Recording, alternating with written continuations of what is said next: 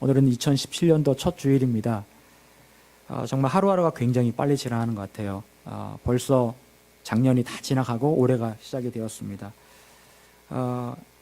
우리는 어쩌면 이 땅을 살면서 그냥 잘 먹고 잘 살고 적당히 믿음 생활하면 되는 게 아닌가, 그게 좋은 일 아닌가라고 그렇게 생각하면서 살아가고 있는지도 모르겠습니다. 하지만 이런 생각들은요, 우리의 믿음을 느슨하게 만들어버리고 나태하게 만들어버립니다.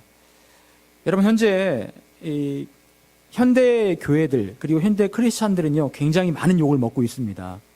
정말 이루 말로 할 수 없는 그런 욕을 많이 먹고 있습니다. 지난번에 어느 기관에서 발표를 했는데요, 기독교인 인구가 늘었답니다. 늘었대요. 그런데 늘었다는 이야기를 듣는데 사람들의 반응이 전부 다 좀 이상해요. 말이 안 된다. 그럴 리가 없다. 어떻게 크리스찬 인구가 늘었냐. 늘을 리가 없다. 줄면 줄지 늘지 않는다라고 그렇게 말을 하는 거예요. 왜 그렇습니까? 요즘 시대가요, 이 크리스찬 인구가 늘 수 있는 그런 상황이 아니거든요. 그러니까 사람들이 굉장히 그런 거에 대해서 의구심을 그렇게 가질 수밖에 없는 그런 상황인 것 같습니다. 지금은 하루가 멀다 않고 어떤 교회나 목회자의 어떤 안 좋은 모습들이 계속 비춰지고 있습니다. 여러분, 왜 이렇게 교회가 타락하고 목회자가 타락하고 교회가 빗된 모습을 잃어버리게 되는 걸까요? 이유가 뭘까요? 여러 가지 원인이 있겠지만 저는 그 중에 하나가 크리스찬들이 예수님께 다시 이 땅에 오신다라는 그 생각을 전혀 하지 않고 있기 때문에 그렇게 되지 않았나라고 생각을 합니다. 여러분, 요즘 시대를 말하면서 마지막 때라고 그렇게 말들을 많이 합니다. 그리고 그 예수님의 재림을 이렇게 이야기를 하면 사람들의 반응이 어떨까요? 마지막 때입니다. 주님 다시 오십니다라고 말을 하면 사람들이 어떻게 말할까요? 사람들이 굉장히 좀 약간은 부정적으로 생각을 합니다. 여러분, 예전에 1993년도에 어떤 일이 있었는지 아십니까? 그때 제가 기억하기로는 10월 28일인가 그랬던 것 같아요. 왜냐하면 제가 그걸 기억하는 이유가 제가 93년도 11월에 군대를 갔거든요. 그래서 제가 군대 가기 한 달 전에 그거를 제가 경험을 했기 때문에 좀 제가 정확하게 기억을 하고 있는 것 같아요. 그 당시에 다미선교회라는 게 있었습니다. 이장님 목사라는 사람이 있었고 다미선교회가 있었고 1993년 10월 28일 날 밤 12시에 주님께서 오신다. 그래가지고 이 사람들이 흰 옷을 입고 교회에 앉아가지고 막 찬송을 부르는 그런 거를 TV에 생중계를 했던 기억이 납니다. 그리고 기자가 말하기를 이렇게 말하는 거예요. 지금 11시 50분인데요. 앞으로 10분 뒤에 어떤 일이 일어날지 아무도 모릅니다. 여러분, 정말 휴가가 일어날까요? 막 그런 얘기를 했던 기억이 납니다. 그런데 10월 28일 12시가 딱 땡 됐는데 아무 일도 일어나지 않았어요.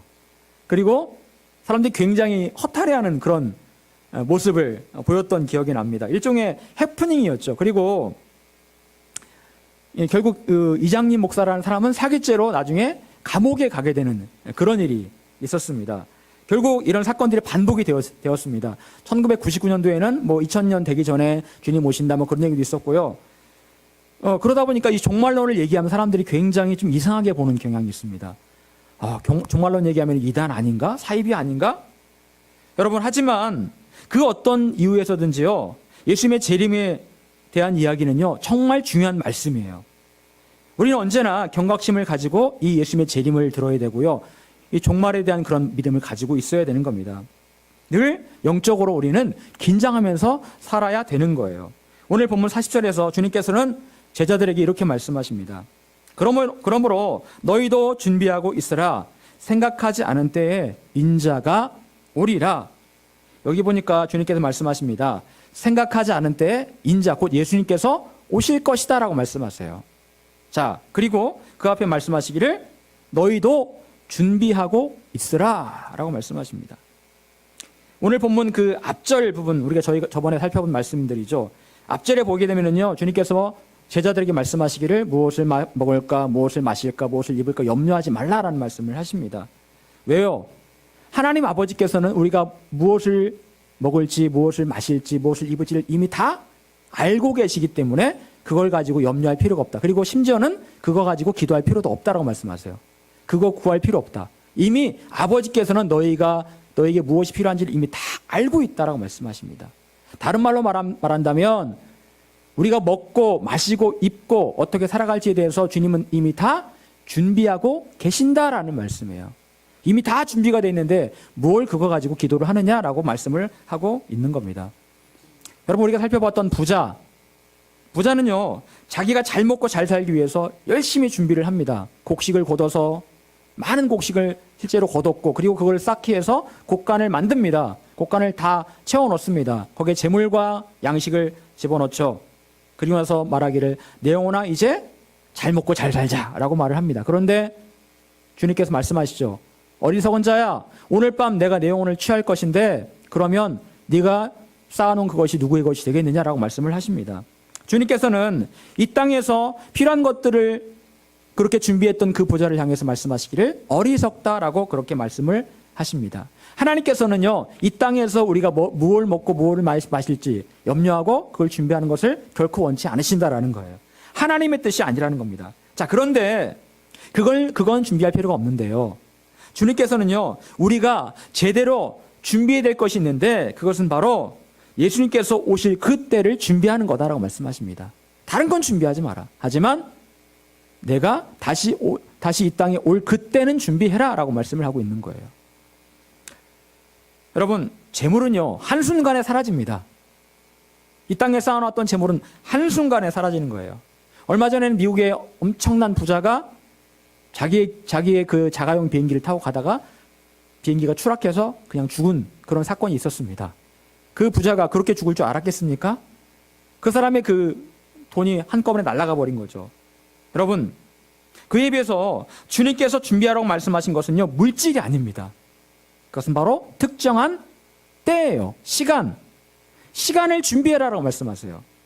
그것은 곧 예수님께서 다시 오실 때에 내가 어떤 모습으로 서 있을지에 대해서 고민해보고 생각해보고 그때를 준비해라라고 말씀하고 계시는 거예요. 어떤 자세로 우리가 그때를 준비할 것인가, 이거를 강조해서 우리에게 말씀하고 있는 겁니다. 세상의 많은 종교들은요, 선행을 강조합니다. 적선을 강조해요. 얼마를 절에다 갖다 주면 당신 이렇게 잘 될 거다, 이렇게 말을 합니다. 옛날에 천주교는요, 면죄부를 팔았습니다. 돈을 얼마를 내면 당신 죄 다 용서받았습니다. 면죄부를 팔았기 때문에 거기에 대해서 마르틴 루터가 종교개혁을 해서 개신교가 탄생을 한 거잖아요. 세상의 종교들은 그렇게 합니다. 예. 하지만 주님께서는요, 그런 세상적인 노력이 아닌 내가 주님을 맞이할 그때에 어떤 모습과 어떤 자세로 서 있느냐가 정말 중요하다고 말씀을 하고 있는 거예요. 여러분, 그렇다면 지금 여러분 자신을 한번 돌아보시기를 바랍니다. 여러분은 주님께서 다시 오실 때에 어떠한 자세와 어떠한 모습으로 주님을 맞이하실 수 있겠는가? 여러분, 오늘 이 시간 주님께서 이 자리에 오신다면 여러분은 지금 이 때를 준비하셨습니까? 주님 맞이할 때를 정말 준비하셨습니까? 사랑하는 여러분, 저는 목사이고 제가 여러분을 대하는 마음은 이렇습니다. 어떤 목회자는요, 성도를 대할 때 내 양이라고 말을 합니다. 내 양. 저는 여러분을 저의 양이라고 생각하지 않습니다. 한 번도 그렇게 생각해 본 적이 없어요. 여러분들은요, 하나님께 저에게 맡기신 하나님의 양입니다. 하나님의 양이지 저의 양이 아니에요. 저는 단지 여러분을 맡아 기르는 청지기일 뿐이에요. 그래서 저는 여러분에게 함부로 이렇게 말하지 않고요, 함부로 행동하지도 않습니다. 왜? 제 양이 아니기 때문에, 하나님의 양이기 때문에. 얼마나 귀한 분들입니까? 혹여나 제가 말로 여러분을 실족해 하면 하나님께 큰 책망을 받을 겁니다. 얼마 전 제가 아는 어떤 분이 교회를 옮겼습니다. 그분이 개척교회를 다니고 있었는데요, 그 교회 목사님이 그분에게 너무 많은 일을 시키는 거예요. 그리고 말을 이렇게 굉장히 심하게 하더랍니다. 내가 목사님 내가 말하는 건 다 들어야 된다, 무조건 순종해라, 이렇게 말을 하더라는 거예요. 그래서 좋게 받아들이려고 해도 굉장히 힘드니까 이게 마음이 너무 상하더라는 거예요. 그래서 그분이 결국 그 상처로 인해서 교회를 옮기시게 된 거죠. 아마 그 목사님은 성도가 자기의 양이라고 생각을 했던 것 같습니다. 하지만 예수님께서는 베드로에게 갈릴리의 바닷가에서 이렇게 말씀하십니다. 내 양을 먹이라라고 말씀하셨어요. 이건 내 양인데 앞으로 네 양이야, 이렇게 말씀하신 게 아니고 내 양을 먹이라라고 말씀하셨다고요. 주님의 양이기 때문에 주님의 양을 맡아 기르는 청지기에 불과하다는 겁니다. 그리고 저는 목사로서 어떤 목회를 해야 될지에 대해 고민을 해보았을 때 답은 언제나 한 가지였습니다. 제가 이걸 위해 항상 기도를 합니다. 첫째는 하나님께서 맡기신 양들을 천국 가게 만드는 거예요. 제가 주님의 양을 맡아 길렀는데 그 양들 가운데 한 사람이라도 지옥 가는 영혼이 있으면 안 되지 않습니까? 여러분, 교회 다닌다고 다 천국 갑니까? 아니에요. 교회 다닌다고 다 천국 가는 거 아닙니다. 정말 물과 성령으로 거듭나지 않으면 절대로 천국에 들어갈 수 없는 거예요. 저는 여러분들 모두를 다 천국 보내는 게 저의 일이라고 생각을 합니다. 두 번째로 주님께서 저에게 양을 맡기실 때는 여러분들을 주님의 제자로 만들라고 맡기신 줄 믿고 있습니다. 그래서 여러분들을 제자 만들기 위해서 그렇게 노력을 하고 있습니다. 세 번째로 여러분들이 하나님께서 맡기신 사명들을 감당함으로 천국에서 큰 상급을 받게 만드는 사람들이 되게 하는 것, 그것이 또한 저의 일이라고 저는 믿고 있습니다. 여러분, 정말 교회를 열심히 다녔지만 잘못된 목자를 만나서 천국 가지 못하고 지옥에 가고 있다면 얼마나 안타까운 일이겠습니까? 여러분, 그렇다면 우리는 어떻게 주님께서 이 땅에 오시는 그날을 가장 잘 준비할 수가 있을까요? 첫 번째, 우리는 언제나 깨어 있어야 됩니다. 오늘 36절, 37절에서 주님께서 이렇게 말씀하십니다. 우리 같이 한번 읽어볼까요? 36절, 37절 같이 읽겠습니다. 자, 시작.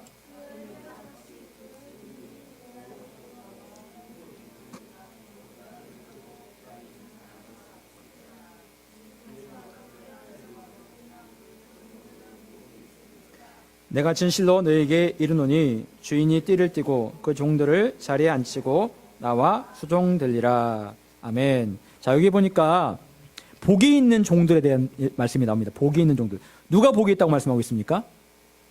예, 주인이 왔을 때 깨어 있는 종. 주인이 왔을 때 깨어 있는 종이 바로 복된 종이에요. 여러분, 사람이 항상 깨어 있을 수 있습니까? 항상 깨어 있을 수 없어요. 그리고 주님께서도 10처녀의 비유를 말씀하시면서 10처녀 가운데 5명은 들어갔고 5명은 못 들어갔잖아요. 자, 그런데 그 말씀을 자세히 보십시오. 10명 모두 자고 있었다라고 말씀하고 있어요. 자고 있었는데 5명은 들어가고 5명은 못 들어갔어요. 자, 왜? 무슨 차이일까요? 그 신랑이 왔을 그때에 등불을 들고 깨어있는 종들은 들어가고 그 자리에 없었던 종들은 못 들어간 거예요. 10명 다 자고 있었는데. 여러분, 항상 깨어있을 수는 없습니다. 예수님께서도요, 때로 쉬시고 주무시기도 하셨습니다. 근데 중요한 게 있습니다. 예수님께서 제자들에게 깨어있으라고 분명하게 말씀하신 때가 분명히 있었다라는 거죠. 언제였습니까? 그것은 바로 겟세마네에서 기도하실 때였어요. 겟세마네에서 기도하실 때 그 어두운 밤 시간에 모든 사람이 자고 있는 그때에 주님께서는 제자들에게 깨어 있으라고 말씀하셨고 깨어 있어야 시험에 들지 않는다라고 말씀하셨어요. 오늘 말씀 가운데서도 예수님께서는 복이 있는 종은 주인이 돌아오는 그때를 생각하면서 그때에 깨어 있는 종이라고 분명히 말씀하고 계십니다. 아무리 복이 있는 종이라 할지라도 피곤할 때는 눈을 붙이고 있었습니다. 하지만 복된 종은 정말 중요한 때, 주인이 돌아오는 그때에는 깨어서 주인을 맞이했다라는 거죠. 이거는 무슨 의미가 있는 것일까요? 그것은 바로 곧 시대의 흐름을 분별하며 기도하며 준비하는 사람이 되라는 말씀이에요. 시대의 흐름을 분별하라. 여러분, 무슨 일이든 어떤 일이 일어나기 전에는 징조가 있습니다. 징조가. 붉은 노을이 서산에 걸리면 해가 곧 지겠구나, 밤이 오겠구나, 우리가 알 수가 있죠. 개구리가 울면 비가 오겠구나. 마찬가지로 주님께서 다시 오실 때가 가까울수록 징조가 더욱 뚜렷하게 나타날 것이라고 말씀하고 계십니다. 여러분, 수도 없이 들은 이야기겠지만 이 시대에는요, 이미 여러 가지 징조들이 보이고 있습니다. 그리고 그 징조들을 통해서 우리는 지금이 바로 기도해야 될 때라는 것을 분명히 알 수가 있어요. 깨어있다. 무슨 말입니까? 이것은 어떤 행동 이전에 정신 똑바로 차리고 있으라는 말이에요. 곧 마음에 대한 부분입니다. 너의 마음이 깨어서 정신 똑바로 차리고 있어라는 겁니다. 여러분, 우리의 마음이 얼마나 중요합니까? 몸은요, 마음을 따라가게 돼 있어요. 마음이 준비되어 있지 않으면 몸은 움직이지 않습니다. 우리가 생각할 때 겟세마네에서 제자들이 정말 피곤했기 때문에 기도하지 못했을 거다라고 생각을 하시죠. 물론 피곤했습니다. 그런데 예수님께서는요, 피곤해하는 제자들에게 시험에 들지 않게 끼어 기도하라라고 말씀하셨어요. 피곤한 줄 알고 있다. 하지만 끼어 기도하라. 여러분, 무슨 말일까요? 이 말은 무슨 말일까요? 피곤한 줄 알지만 시험에 들지 않으려면 너희 마음이 끼어 있어야 된다. 너희 마음이 끼어 있으면 너희는 기도할 수 있다. 이 말씀을 하고 계시는 거예요. 여러분, 제가 올 여름에 굉장히 이렇게 몸 상태가 안 좋았었습니다. 이렇게 막 숨이 잘 안 쉬어졌어요. 정말 아주 굉장히 희한한 그런 경험을 했습니다. 숨이 잘 안 쉬어지고요. 답답하면 막 정말 굉장히 어떻게 할 수 없을 정도로. 왜 그러냐 보니까 저희 어머니가 3월에 돌아가시고 나서 이제 그때는 실감이 안 났는데 8월쯤 되니까 실감이 나는 거예요. 실감이 나면서 그게 자꾸 이렇게 생각이 나는 거예요. 그러니까 어머니가 돌아가실 때 이렇게 암 환자들이 보니까 돌아가실 때 되면은 이게 이제 폐가 다 망가지더라고요. 그래서 숨이 안 쉬어지는 거예요. 그래서 호흡기를 꽂고 있어도 이게 숨이 잘 안 쉬어져요. 그래서 나중에 이렇게 숨 이렇게 하다가 결국에는 숨이 이제 점점 맥박수가 떨어지면서 이제 사망을 하는 건데, 그걸 제가 이제 계속 봐왔거든요. 그러니까 그게 자꾸 이제 트라우마로 제 안에 남아 있었던 것 같아요. 그러다 보니까 저도 막 이게 답답하고 막 그런 거예요. 어떻게 하면 좋을까? 목사가 이러면 안 되잖아요. 설교도 해야 되고 기도도 해야 되는데 기도도 안 되죠. 설교는 한다 치지만 안 되잖아요. 어떻게 하면 좋을까? 제가 그때 이러면 안 되겠다라는 생각을 하고 마음을 추스렸습니다. 마음을 추스리고 내가 어떻게든지 내가 이 상황을 극복을 해야 되겠다. 마음을 추스리면서 제가 이 본당에서 앉아서 기도를 못하니까 막 답답해서 왔다 갔다 걸어다니면서 제가 막 찬송하면서 막 소리지며 기도를 했습니다. 그렇게 하면서 몇 주를 보내니까 이 마음이 정리가 되면서 회복이 되더라고요. 그걸 보면서 이 마음의 문제구나. 뭐든지 마음이 준비가 되면 행동은 따라가게 되어 있구나. 분명히 알 수가 있었습니다. 사랑하는 여러분, 주님께서 오실 때 제일 먼저 우리가 준비해야 될 것은요, 우리가 깨어있는 것이고, 깨어있기 위해서는 우리가 먼저 마음을 준비를 해야 되는 거예요. 지혜로운 사람은요, 마음을 다스릴 줄 아는 사람이에요. 어리석은 사람은요, 내 마음이 어디로 흘러갈지 나도 모릅니다. 그냥 흘러가도록 내버려둬요. 어리석은 사람은 그렇습니다.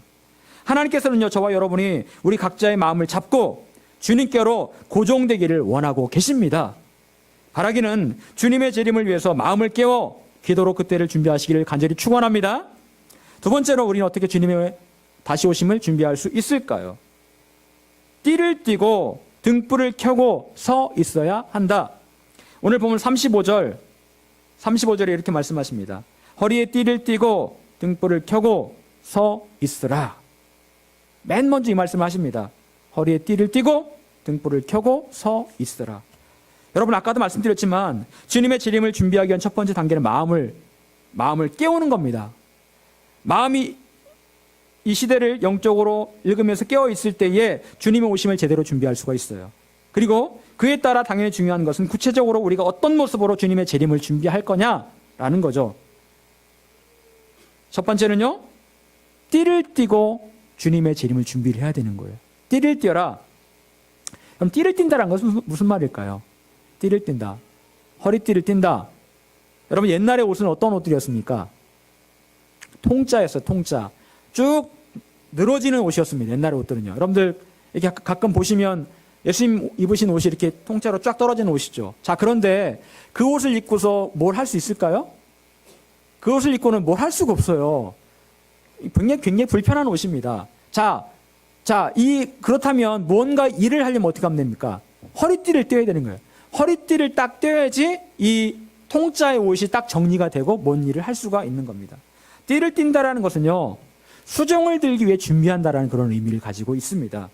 주인이 어떤 말을 하든지 그 말에 지금 당장 내가 순종할 준비가 되어 있다라는 거예요. 잠잘 때는 그 띠를 풀겠죠. 하지만 깨어 있다면, 주인의 부르심을 기다리고 있다면 그 띠를 띠고 있어야 되는 거예요. 여러분, 주님께서 오실 때가 가까울수록 주님께서는 하실 일이 굉장히 많으십니다. 한 영혼이라도 더 구원할 계획을 갖고 계시고 그 계획대로 이루기 위해서 많은 일들을 이루려고 하십니다. 실제로 그 일을 이루고 계세요. 이번에 파송받은 파키스탄 그 선교사님을 있는데 그분도 원래 거제에서 조선소를 다녔던 분이에요. 그런데 그걸 다 그만두고 지금은 파키스탄으로 선교사로 나갔습니다.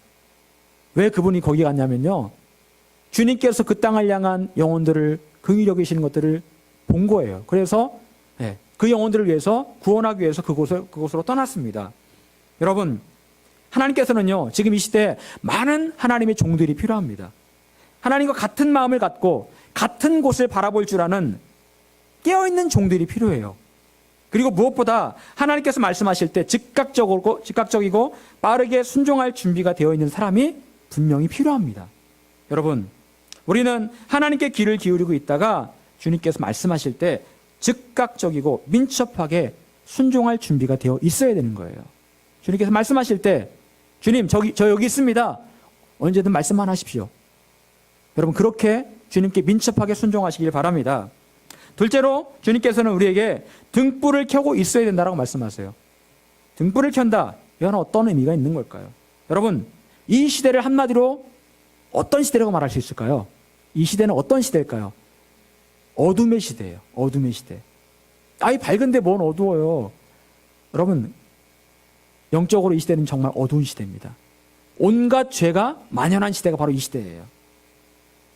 여러분, 밤이 되면은요, 어두운 밤이 되면 범죄가 훨씬 더 많이 일어나는 거 알고 계십니까? 낮에는 잘 안 일어나요. 그런데 밤에 되면 범죄가 훨씬 더 많이 일어납니다. 왜? 어둡기 때문에. 어둠과 범죄는 거의 일맥상통해요. 그럼 지금 시대가 바로 이 빛을 잃어버린 그런 시대예요. 여러분, 하나님께서 바라보신 이 시대는 어둠입니다. 모든 것이 어둠에 갇혀 있습니다. 그리고 이 어둠 가운데 갇힌 사람들은 무엇이 옳고 그른지를 분별하지 못해요. 죄라는 늪에 빠져 죽어가고 있습니다. 그런데 이 어둠의 땅의 유일한 희망은 바로 빛입니다. 빛이에요. 빛이 비추면 어둠은 사라지고 어둠 가운데 있던 절망이 사라지고 생명이 찾아오게 됩니다. 여러분, 이 시대에 많은 사람들이 희망을 말합니다. 희망을 말해요. 하지만 그건 인간적인 희망에 불과한 거예요. 진짜 희망은 뭘까요? 진짜 빛은 뭘까요? 예수님이에요. 예수 그리스도가 진짜 희망이고요. 진짜 빛입니다. 그리고 여러분이 이 예수 그리스도라는 이 빛을 여러분 손에 들고 있다면 어둠 가운데 있는 사람들이 여러분들 손에 있는 그 빛 대신 예수님을 보고 예수님께 나오게 될 겁니다.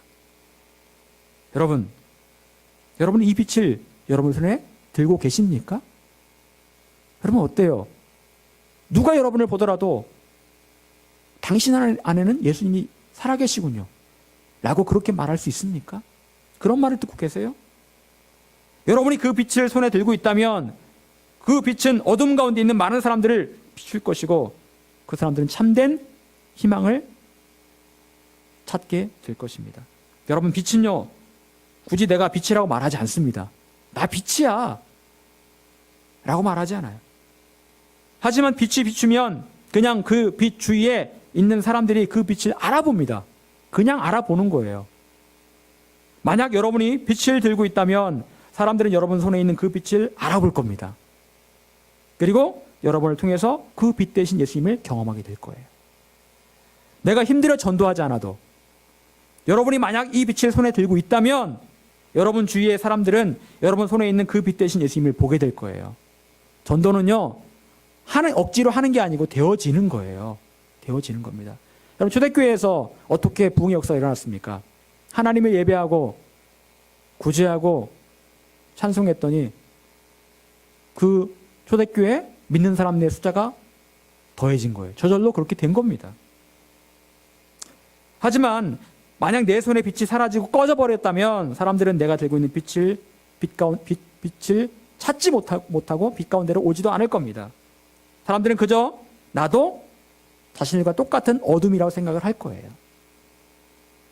여러분, 정말 빛 대신 예수님을 여러분이 품고 살아가고 계신다면 여러분 주위의 사람들이 분명히 그 빛을 알아볼 것이고 여러분이 들고 있는 그 빛으로 다가오게 될 것입니다.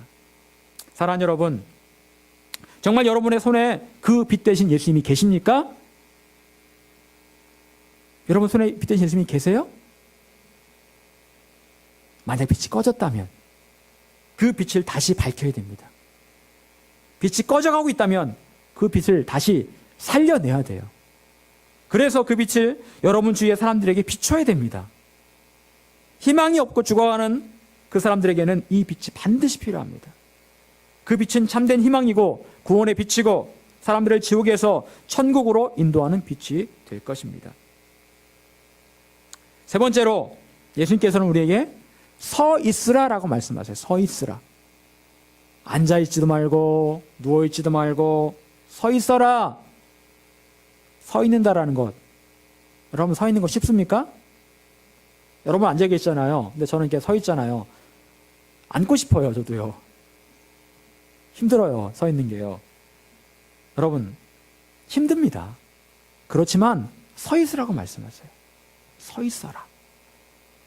주인이 오셨는데 종이 누워있거나 앉아있거나 어떻겠습니까? 제대로 주인을 맞이하는 게 아니죠.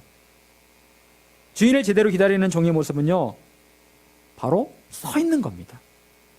피곤해도 아프고 힘들어도 서 있어야 되는 거예요. 여러분, 재림을 기다리며 살아간다는 게 결코 쉬운 일이 아닙니다. 분명히 이 일을 열심히 하지 않으면 안 되는 일이에요. 게으르면 하지 못하는 그런 일이 바로 서 있는 일입니다.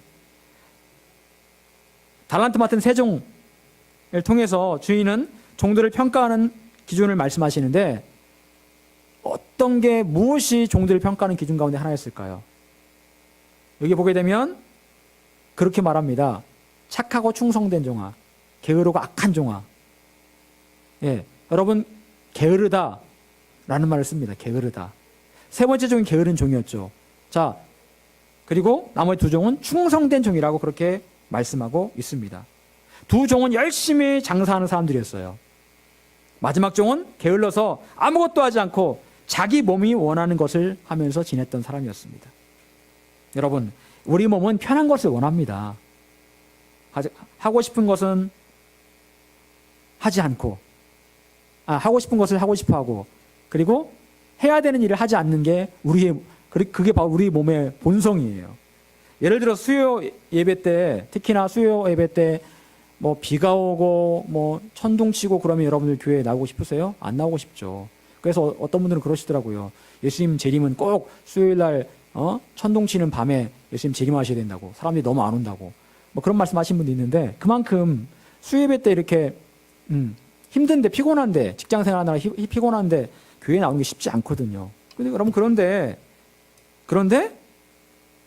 힘들지만 나와야 되는 거예요. 여러분 새벽에 교회 나오는 것 힘들죠. 당연히 그 시간에 꿀잠 자는 게 좋죠.